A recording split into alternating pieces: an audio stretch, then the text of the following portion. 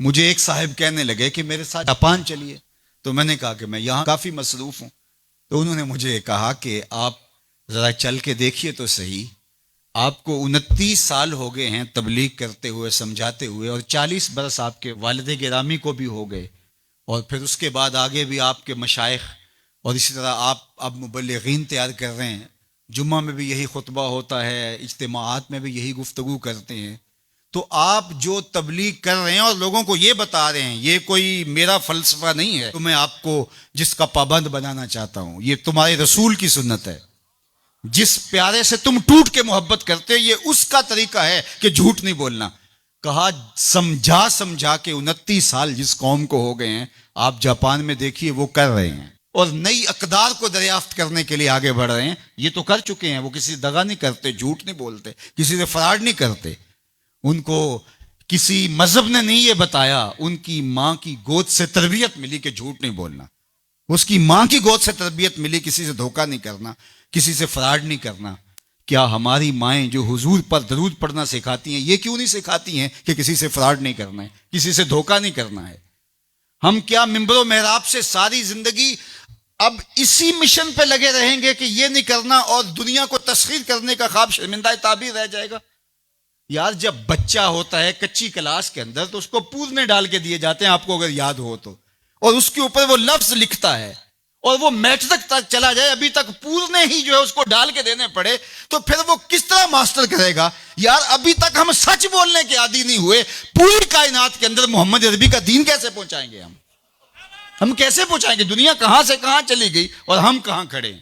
اکبر الہ آبادی نے کہا تھا، مس پہ ہے اپنی نظر اور سیم ان کے ہاتھ میں. ہم ابھی تانبے کو دیکھ رہے ہیں اور وہ چاندی بھی اٹھا کے لے گئے. اب وہ کائنات کو تسخیر کرنے جا رہے ہیں، اور ہمارا بھی یہ مرحلہ طے نہیں ہوا کہ ہم سائے کو تنگ نہیں کرنا چاہیے، ہمارا یہ مرحلہ طے نہیں ہوا کہ کسی کو تکلیف نہیں دینی چاہیے. انسانی سوسائٹی، انسانی معاشرت کے خد و خال ہیں واضح، اور اسلام نہ بھی ہو تو کفر کے معاشروں کے اندر بھی یہ پایا جا رہا ہے کہ ہم سائے کو تکلیف نہیں دینی، کسی کو دکھ نہیں دینا، فراڈ نہیں کرنا، جھوٹ نہیں بولنا، 2 نمبر چیز نہیں بیچنی. اور ہم کیا ہیں؟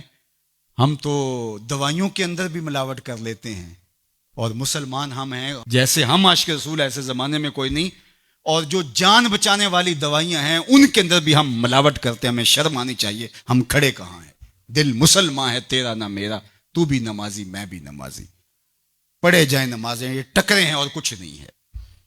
ہمارا دین ہم کو ایک ایسی پاکیزہ زندگی گزارنے کی تلقین کرتا ہے.